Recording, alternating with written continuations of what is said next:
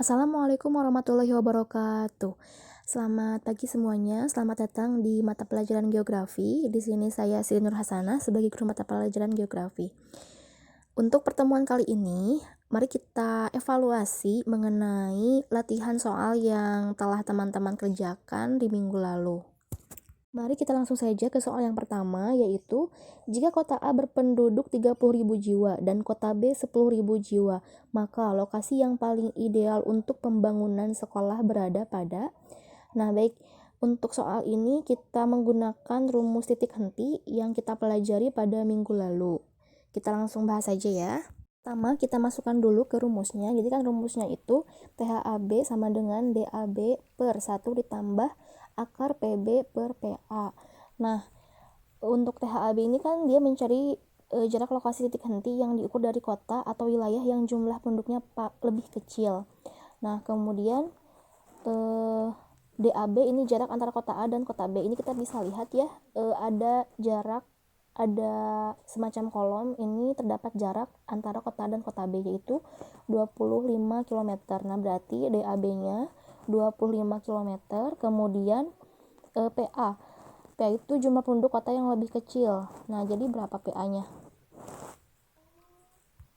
PA-nya 10.000 ya. Kemudian untuk PB-nya jumlah penduduk kota yang lebih besar, berarti 30.000. Nah, kita langsung masukkan saja.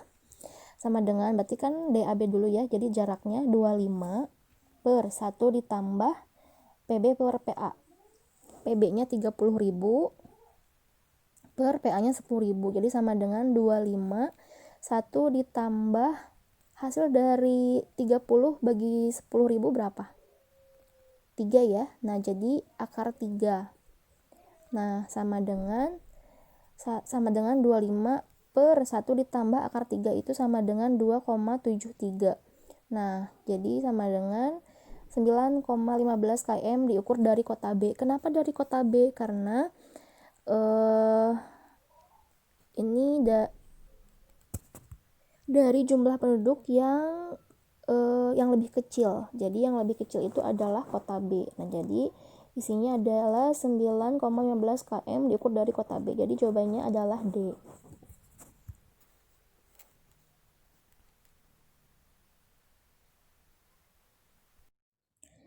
Baik, untuk soal yang kedua masih sejenis ya dengan yang soal yang pertama. Soalnya penduduk kota A sama dengan 5 juta jiwa, kota B 200.000 jiwa dengan jarak 60 km. Nah, jika antara kota A dan B akan didirikan suatu industri tertentu, maka jarak idealnya adalah, kita langsung masukkan saja ya ke rumusnya. Nah, untuk DAB-nya 60 km. Kemudian untuk PB atau jumlah penduduk yang lebih besarnya itu adalah 5 juta jiwa ya. Kemudian untuk PA atau jumlah penduduk yang lebih kecilnya itu adalah 200.000. Nah, kita langsung masukkan saja DAB sama dengan THAB sama dengan DAB per 1 ditambah PB per PA. Nah, sama dengan jaraknya kan 60 km ya. Sama dengan 60 per 1 ditambah PB per PA. 5 juta per 200.000. Nah, sama dengan 60 per 1 ditambah 5 juta dibagi 200.000 sama dengan 25 ya. Berarti 1 ditambah akar 25. Nah, akar 25 ini berapa kalau dijadikan bilangan biasa? Hasilnya itu pasti 5 kali 5, 25 kan ya, berarti hasilnya 5. Nah, sama dengan 60 per 1 ditambah 5 sama dengan 60 per 6. 60 dibagi 6 hasilnya adalah 10. Nah, jadi hasilnya adalah 10 km dari kota mana yo? Yang produknya lebih kecil, berarti kota B.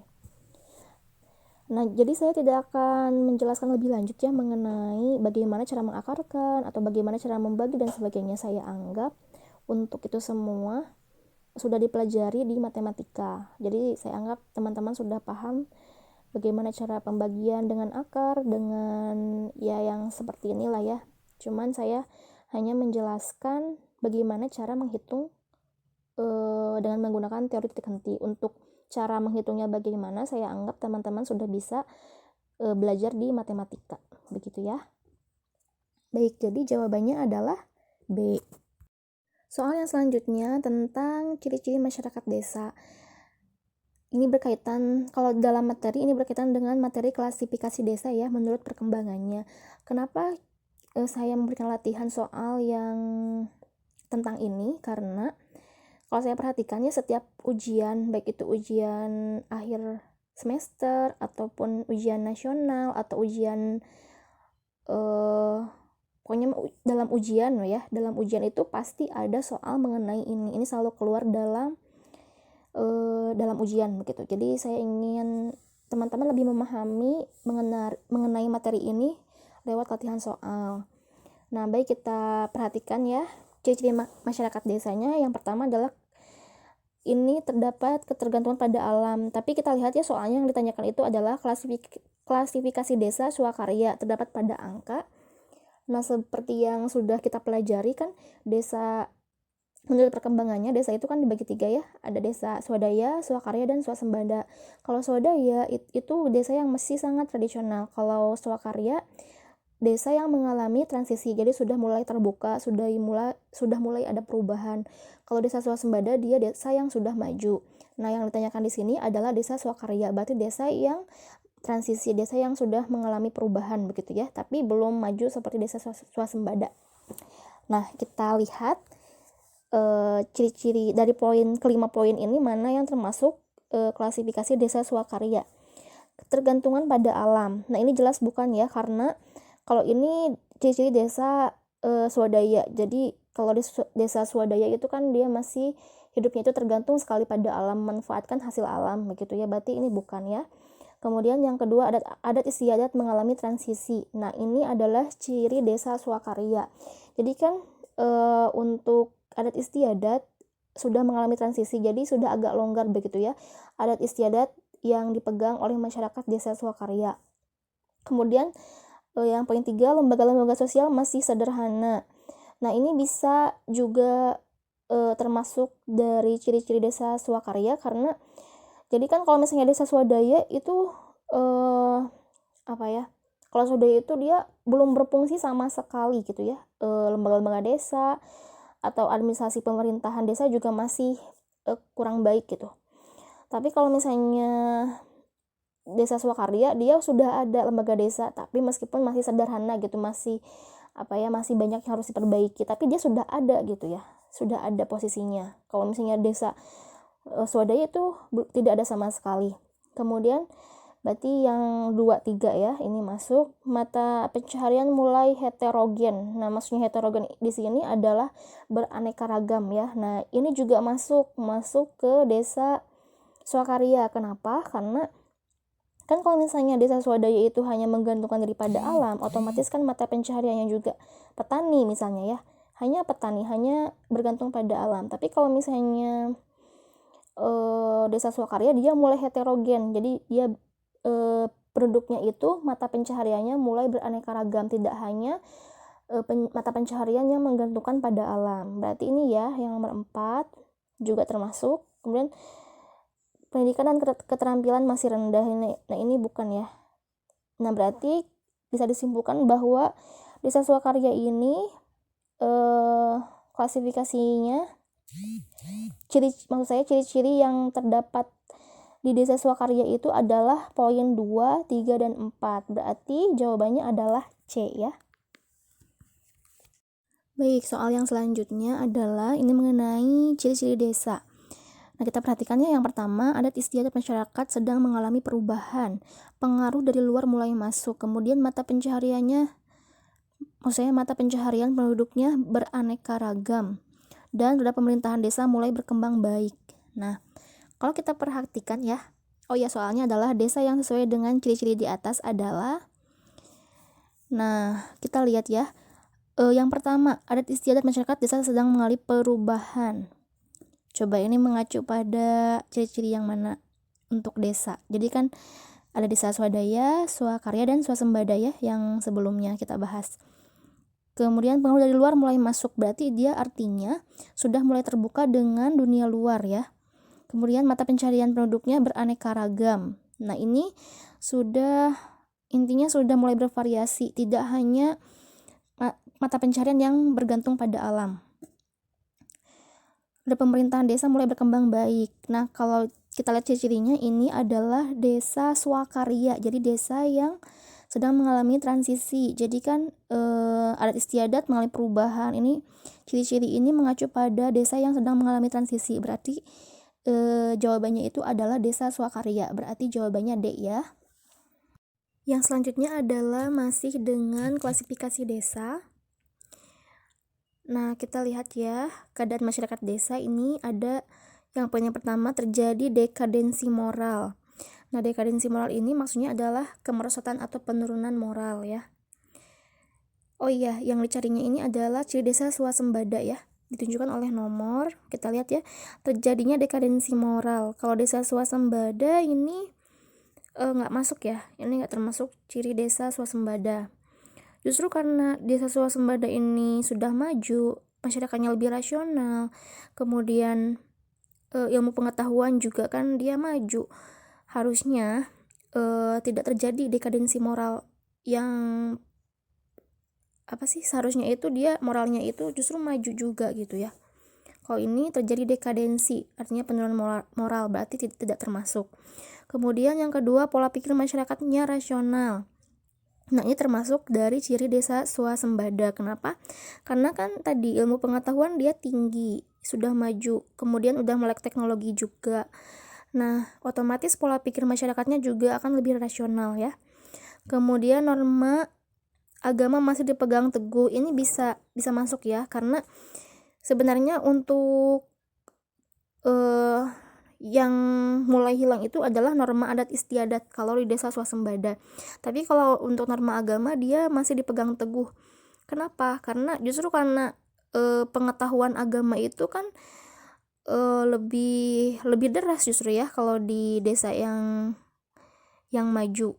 Karena pengetahuan akan ilmu agama juga pasti dia sudah banyak begitu. Kemudian mata pencaharian penduduknya homogen.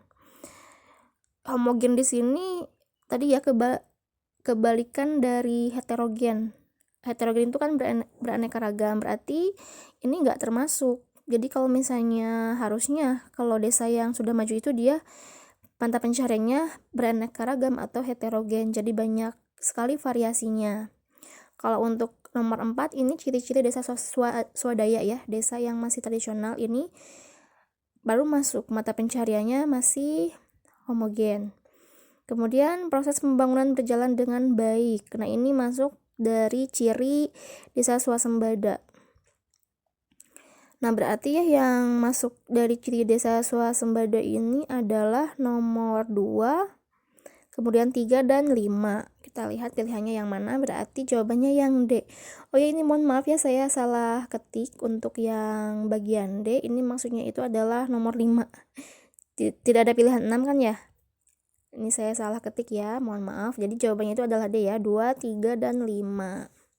Soal yang terakhir adalah dampak interaksi antara desa dan kota dalam kehidupan sehari-hari di desa adalah, nah ini kata kuncinya interaksi ya. Nah, jadi yang seperti kita bahas sebelumnya bahwa yang namanya interaksi itu kan dia adanya hubungan timbal balik, kemudian dia juga berdampak begitu, menimbulkan dampak baik itu positif maupun negatif bagi yang berinteraksi. Kalau kan kita bahas itu interaksi desa dan kota. Nah, yang dituju di sini adalah yang di desanya. Jadi dampak apa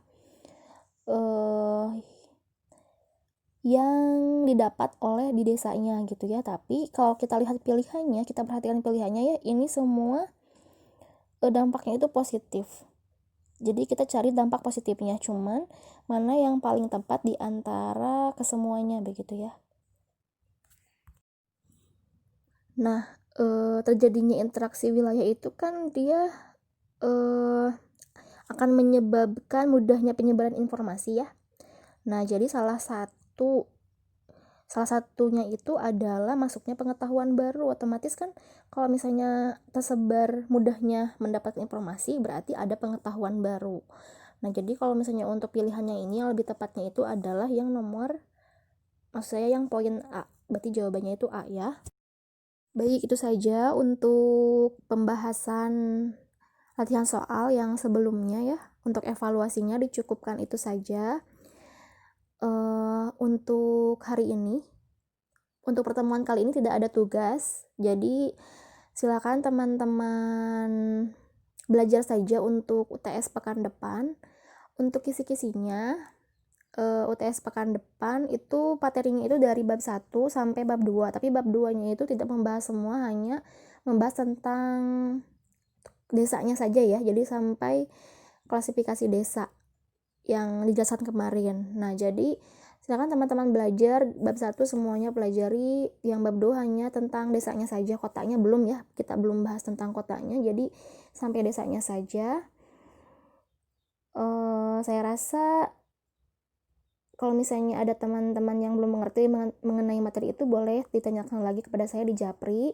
Kemudian untuk tugas yang tentang membuat analisis tentang desa masing-masing teman-teman, jadi kan siapa tahu ya ada yang belum paham dan yang belum mengerjakan, saya tunggu lagi, saya perpanjang lagi waktunya sampai 2 minggu ke depan. Jadi bisa teman-teman untuk pekan ini misalnya itu kan persiapan untuk UTS, jadi oke lah saya nggak kasih tugas, saya nggak akan minggu depan, tapi minggu depannya lagi gitu ya, Jumat. Jadi 2 pekan ke depan, nah baru boleh dikumpulkan bagi yang belum. Jadi saya perpanjang waktunya 2 minggu ya. Nah, bagi yang belum mengerti, jadi saya jelaskan ulang ya. Jadi kan itu tuh membuat analisis tentang desa A sebagai desa swadaya atau swakarya atau swasembada. Misalnya itu ya, desa Tanjung Jaya sebagai desa swadaya misalnya. Ini misalnya ya, contoh. Nah, jadi teman-teman silahkan sesuaikan dengan desanya teman-teman. Jadi teman-teman misalnya desa Mekarjaya, berarti desa Mekarjaya sebagai desa apa. Nah, desa apa teman-teman sebutkan tergantung dari analisis teman-teman. Jadi dilihat dari kondisi sosial, mata pencaharian penduduknya, kemudian dari jumlah penduduk boleh, atau dari kondisi alamnya atau apa sosial, pokoknya semuanya ya teman-teman analisis kira-kira dengan semua data yang teman-teman dapat, boleh dari Google, boleh dari pengetahuan teman-teman sendiri mengenai desa teman-teman, atau misalnya mau ditanyakan ke desanya langsung mengenai data-data yang teman-teman butuhkan untuk menyimpulkan pada akhirnya untuk menganalisis apakah desa yang teman-teman tinggal itu termasuk desa swadaya, swakarya, atau swasembada. Itu terserah teman-teman ya, datanya dari mana saja bebas.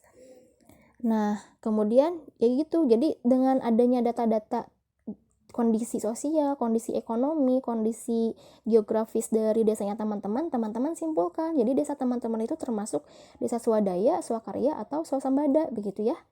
Nah, jadi makanya saya kasih tema judulnya itu adalah desa A sebagai desa bla bla bla. Jadi itu adalah hasil dari analisis teman-teman. Setelah teman-teman mendapatkan data, kemudian dianalisis dan dapat jawabannya bahwa oh iya berdasarkan data ini, kondisi ini, ekonomi, sosial, budaya, kemudian geografis desa saya adalah desa swakarya misalnya. Nah, teman-teman tuangkan dalam tulisan. Jadi kondisinya seperti apa, teman-teman deskripsikan, jelaskan. Jadi minimal 1 halaman ya, tidak mungkin untuk menjelaskan kondisi sosial, ekonomi, dan sebagainya cukup dengan 1 paragraf saja. Saya rasa tidak mungkin, lebih panjang lebih bagus. Makanya lebih baik diketik, biar rapih gitu ya, biar teman-teman nggak capek nulis. Tapi tulis juga nggak apa-apa, asal terbaca dengan rapi. Nah, untuk tugasnya dikemanakan, boleh nanti kalau yang diketik ya boleh berbentuk file, Word atau PDF, itu boleh. Dikirimnya boleh ke email saya, seperti yang sudah ada di PDF yang minggu lalu ya, atau di link yang minggu lalu saya bagikan. Jadi boleh ya, terserah teman-teman, yang penting tugasnya bisa terkumpulkan. Saya harap teman-teman semua bisa mengumpulkan. Jadi ini melatih analisis ya, kan teman-teman sudah kelas 12, saya rasa harus mulai mempertajam analisisnya. Kemudian untuk KM-nya, KM yang kelas 12, mohon sekali untuk dicek teman-temannya siapa yang aktif, siapa yang tidak aktif untuk belajar daring. Kalau misalnya yang tidak aktif, mohon sekali dicari tahu gitu. Kenapa temannya tidak aktif dalam melaksanakan pembelajaran daring? Kendalanya apa gitu. Nanti bisa laporan ke wali kelasnya atau ke guru yang bersangkutan, misal ke saya ya, yang geografi kok gak teman-teman sedikit gitu ya yang mengikutinya, kira-kira ada masalah apa, ada kendala apa, coba cari tahu ya untuk KM-nya. Teman-teman yang lain juga membantu KM-nya untuk mencari tahu apa kendala yang dihadapi oleh teman-temannya sehingga tidak bisa mengikuti pembelajaran daring. Oke, itu saja ya untuk pertemuan kali ini. Mohon maaf apabila ada kekurangan. Terima kasih atas perhatiannya. Terima kasih untuk teman-teman yang sampai saat ini masih mengikuti pembelajaran geografi dengan semangat. Saya ucapkan terima kasih. Wassalamualaikum warahmatullahi wabarakatuh.